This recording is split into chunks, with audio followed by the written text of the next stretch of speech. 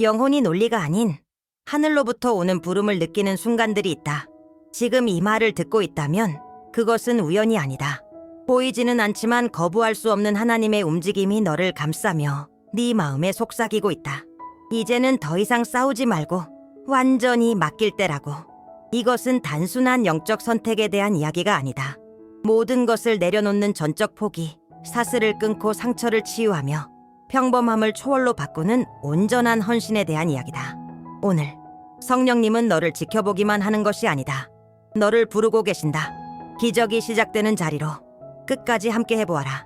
그러면 진짜 삶은 오직 우리가 자신에게서 죽기로 결정하는 순간 비로소 시작된다는 것을 알게 될 것이다. 이 말을 듣고 있는 소중한 마음아, 인생에는 하늘이 개입하기로 결정하는 순간이 있다. 천둥도 없고 지진도 없지만 영혼 깊은 곳에서 울리는 속삭임으로 찾아온다. 어쩌면 지금 네가 바로 그 순간에 서 있을지도 모른다. 어느 날 나는 하나님 앞에서 홀로 서 있었다. 모든 것이 괜찮다고 생각했다. 내 사역, 내 은사, 내 계획들. 나는 주님을 섬기고 있다고 믿었지만 사실은 여전히 내가 나를 이끌고 있었다. 그러다 성령님이 나를 멈추셨다. 정죄가 아니라 명확함으로. 그리고 말씀하셨다. 너냐 나냐. 우리가 함께 운전할 수는 없다. 그 순간 모든 확신이 흔들렸다. 나는 성령님을 초대하기는 했지만 왕좌를 내어드리지는 않았다는 것을 깨달았다. 방문객으로 맞아들이는 것과 통치자로 모시는 것 사이에는 엄청난 차이가 있다. 진짜 헌신은 강단 위에서 일어나지 않는다. 손을 들고 찬양하는 순간에 일어나는 것도 아니다. 교만이 죽고 영혼이 꺾이는 그 은밀한 자리에서 시작된다. 그 부르심을 들어본 적 있는가? 어쩌면 그 소리가 지금 네 안에서 울리고 있을지도 모른다. 성령님이 부르실 때 그분은 통치를 나누기 위해 오지 않으신다. 완전히 차지하시기 위해 오신다. 그리고 그분이 참되게 들어오시면 모든 것이 변한다. 많은 사람은 가장 큰 기적이 앉은뱅이가 걷고 소경이 눈을 뜨는 것이라고 생각한다. 물론 그런 표적들은 놀랍고 하늘이 땅에 닿았음을 보여주는 아름다운 증거들이다. 그러나 그보다 더 큰 기적이 있다. 눈에 보이지 않지만 영혼을 바꿔버리는 기적, 바로 변 트랜스포머된 영혼의 기적이다. 성령님이 완전히 내려놓은 마음을 만나면 그분은 그 마음을 단순히 만지시는 것이 아니다. 새롭게 빚으신다. 그것은 도덕적 개선도 겉모습의 변화도 아니다. 새로 태어나는 것이다. 자아가 죽고 허영이 잠잠해지며 자기 뜻이 꺾이고 안에서부터 새로운 생명이 피어난다. 어쩌면 너는 오랫동안 기적을 기다려왔을지도 모른다. 치유, 공급, 인도하심을 구했을 수도 있다. 그런데 하나님은 침묵하시는 것처럼 느껴질지도 모른다. 그러나 어쩌면 하나님이 기다리시는 것은 때가 아니라 마음이다. 하나님의 손길만을 원하는 마음이 아니라 성령님의 거하심을 원하는 마음. 왜냐하면 헌신이 있는 곳에 변화가 있고 변화가 있는 곳에 기적은 피할 수 없이 따라오기 때문이다. 우리의 믿음의 힘 때문이 아니라 우리 안에 거하시는 임재의 능력 때문이다. 성령님은 네 삶의 일부를 바꾸고 싶어 하시는 것이 아니다. 너 자체를 안에서부터 완전히 변화시키고 싶어 하신다. 너는 그 기적을 맞을 준비가 되었는가? 너는 최선을 다해보지 않은 것이 없다. 기도하고 금식하고 울부짖고 섬기고 기다렸다. 그런데도 마음 한구석은 여전히 막혀있는 것처럼 느껴졌을 것이다. 마치 절대 열리지 않는 문을 계속 밀어대는 사람처럼 답이 없는 기다림에 지친 마음. 그리고 마침내 직면하게 되는 질문. 혹시 내가 여전히 하나님만이 인도하실 수 있는 것을 내가 쥐고 있으려는 건 아닐까? 영적 현실 하나가 있다. 우리가 주도권을 쥐고 있는 동안 하나님은 우리의 선택을 존중하신다. 그리고 기다리신다. 하나님은 우리의 힘과 경쟁하지 않으신다. 왕좌가 비워질 때까지 기다리신다. 하나님의 역사는 우리가 더 크게 외친다고 시작되는 것이 아니다. 더 깊이 내려놓을 때 시작된다. 내려놓음은 포기가 아니다. 신뢰이다. 우리의 전략이 끝나고 우리의 방식이 한계에 다다르고 우리의 지혜가 허물어지는 순간 우리는 고백한다. 주님, 저는 할 수 없습니다. 이제 주님이 하십시오. 그리고 바로 그 자리, 우리가 완전히 멈추는 순간 불가능이 흔들리기 시작한다. 닫혔던 문이 열린다. 속의 사슬이 끊어진다. 우리가 더 많이 해서가 아니라 드디어 저항을 멈췄기 때문이다. 너는 고삐를 놓을 준비가 되었는가? 더 이상 싸우지 않고 하나님이 일하시도록 맡길 준비가 되었는가? 많은 사람이 말한다. 성령님, 나를 도와주세요. 그러나 성령님은 도울 사람을 찾고 계시는 것이 아니다. 거하실 사람을 찾고 계신다. 네 계획의 조수가 되기를 원하지 않으신다. 새로운 이야기를 쓰시는 저자가 되기를 원하신다. 하나님의 도움을 원하는 것과 하나님께 쓰임받기를 원하는 것 사이에는 깊은 차이가 있다. 도움을 원하는 사람은 여전히 일정 부분 통제하길 원한다. 인도를 원하지만 길은 자신이 정한다. 능력을 원하지만 경계는 자기 마음대로 정한다. 그러나 헌신한 사람은 운전자가 되려 하지 않는다. 빈 그릇이 된다. 채워지고 인도받기 위해 준비된 도구가 된다. 성령님은 동맹을 찾지 않으신다. 항복을 찾으신다.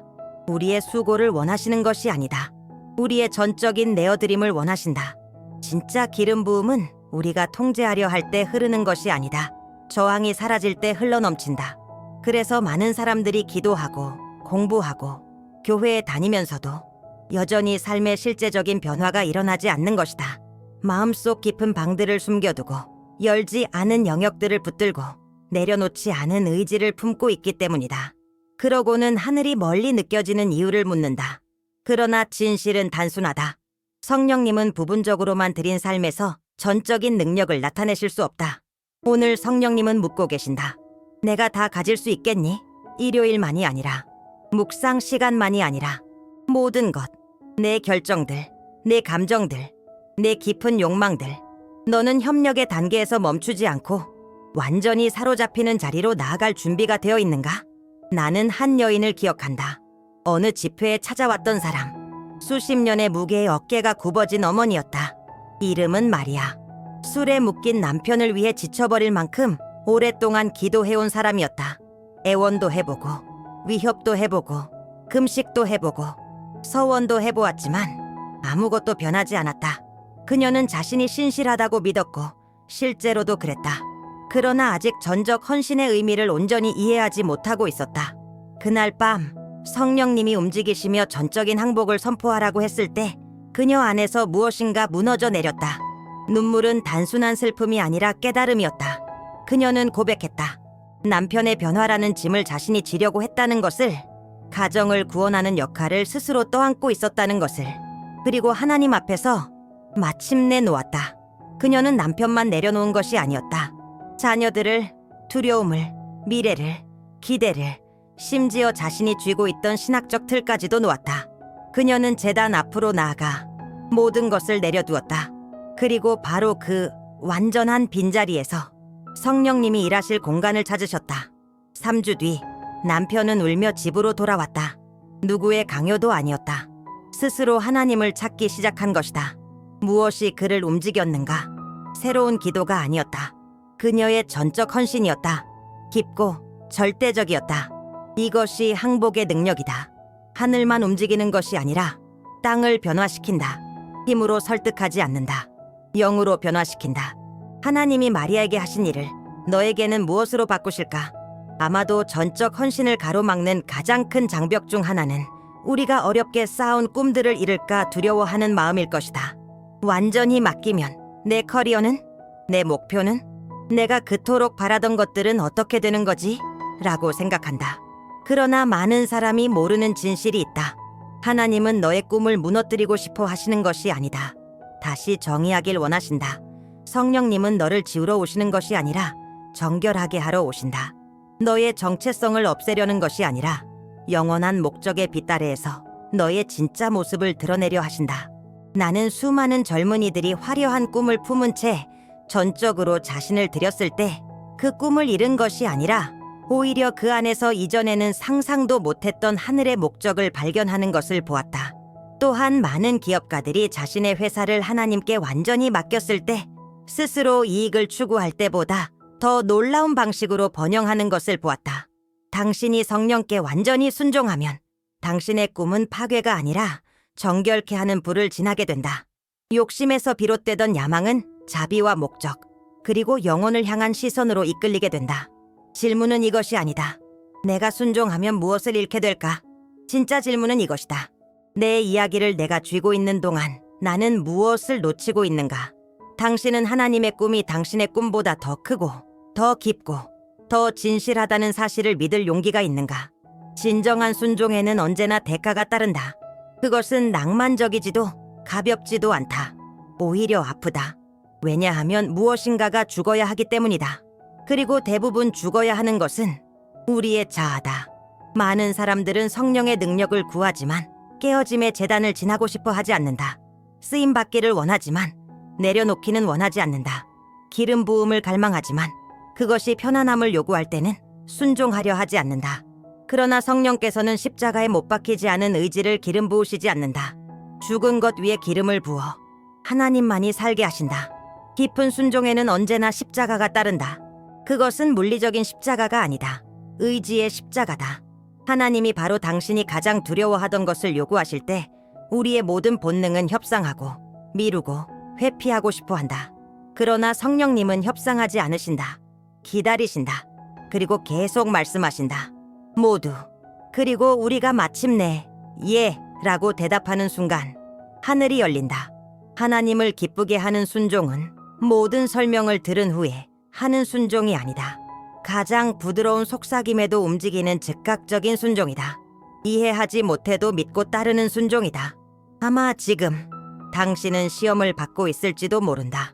하나님께서 무엇인가를 요구하고 계실지도 모른다. 어떤 포기, 어떤 믿음의 발걸음, 어떤 화해, 어떤 방향 전환 말이다. 마음속에 싸움이 일어나는 것도 느껴질 것이다. 그러나 기억하라. 순종의 자리야말로 하늘이 땅에 닿는 자리다. 당신은 당신을 빚으려는 하나님의 손길에 저항하고 있는가? 아니면 그 손에 의해 부서지고 새로 빚어질 준비가 되었는가? 진짜 감사는 모든 것이 잘 될 때 피어나는 것이 아니다. 이해할 수 없을 때도 신뢰하기로 선택하는 순간 피어난다. 그리고 바로 그 자리에서 성령님은 내가 본 가장 깊은 치유들을 행하셨다. 한 여인이 내 모임에 찾아온 적이 있었다. 마음은 산산이 부서져 있었다. 갑작스런 사고로 외아들을 잃었다. 그녀는 답을 구하러 온 것이 아니었다. 하나님과 씨름하러 왔다. 상처 입고 혼란스럽고 서운하고 지쳐 있었다. 몇 주 동안 그녀는 말없이 앉아 지켜보기만 했다. 그러다 어느 날 성령님이 그녀의 깊은 곳을 만지셨다. 그리고 그녀는 인생에서 가장 용기 있는 기도를 드렸다. 주님, 이해할 권리마저도 주께 드립니다. 그녀는 설명을 받은 것이 아니었다. 더 좋은 것을 받았다. 평안이었다. 어떤 말도 줄 수 없는 평안. 그 완전한 순종. 아들만이 아니라 슬픔과 분노와 이해하려는 욕구까지도 내려놓은 그 자리에서 새로운 여인이 태어났다. 시간이 흐르자 그녀의 감사가 회복되기 시작했다. 함께했던 시간에 감사하고 누렸던 순간들에 감사하고 재회의 소망에 감사하기 시작했다. 그리고 하나님은 그녀를 통해 다른 상처 입은 어머니들을 위로하셨다. 비극은 사역이 되었고 고통은 간증이 되었고 상실은 많은 이들의 치유로 변했다. 고통 속에서 드리는 감사는 성령님이 죄를 영광으로 바꾸시는 재단이다. 당신은 당신의 고통을 이미 내려놓았는가? 아니면 아직도 이해하려 애쓰고 있는가? 성령님의 임재는 강한 자 위에 머물지 않는다. 순종한 자 위에 머문다. 하나님은 가장 능력 있는 사람을 선택하지 않으신다. 가장 겸손한 사람을 택하신다. 왜냐하면 겸손은 하늘이 뿌리를 내릴 공간을 열어주기 때문이다. 내 사역의 수많은 해 동안 나는 하나님이 놀라운 사람들을 사용하시는 것을 보았다. 평범한 여성들, 이름 없는 남성들, 확신 없는 청년들, 잊힌 노인들, 그리고 모두 한 가지 공통점이 있었다. 그들은 하나님 없이는 아무것도 할 수 없다는 사실을 알고 있었다. 교만이 없었다. 주장도 없었다. 오직 진심 어린 외침만 있었다. 주님, 주님이 가지 않으시면 저도 가지 않겠습니다. 겸손은 자신을 낮추는 것이 아니다. 하나님을 더 크게 보는 것이다. 어떤 승리도, 어떤 축복도, 어떤 영감도 결국 내 능력이 아니라 성령의 흐름이라는 것을 아는 것이다. 나는 지식이 많다는 이유로 하나님의 움직임을 막아버린 사람들을 보았다. 그러나 단지 저는 알지 못합니다. 그러나 여기 있습니다. 라고 고백했을 뿐인데 하나님의 영광에 잠긴 이들도 보았다. 이것이 비밀이다. 지속적인 의존. 우리가 그저 그릇일 뿐이라는 자각. 그리고 그릇의 가치는 겉모습이 아니라 그 안에 무엇이 담겨 있느냐에 달려 있다는 사실. 당신은 하나님께 쓰임받고 싶은가? 그렇다면 겸손을 품어라. 명예를 내려놓아라. 인정받고 싶은 마음을 내려놓아라. 하나님은 자신의 영광을 아무와도 나누지 않지만 자신 없이는 아무것도 할 수 없다고 고백하는 자에게는 넘치도록 부어주신다. 당신은 하나님이 당신 안에서 크시기 위해 기꺼이 작아질 수 있는가? 영혼이 진정으로 순종하면 기도는 의무가 아니라 호흡이 된다. 더 이상 일정표의 한 줄이 아니다. 영혼을 지탱하는 공기가 된다.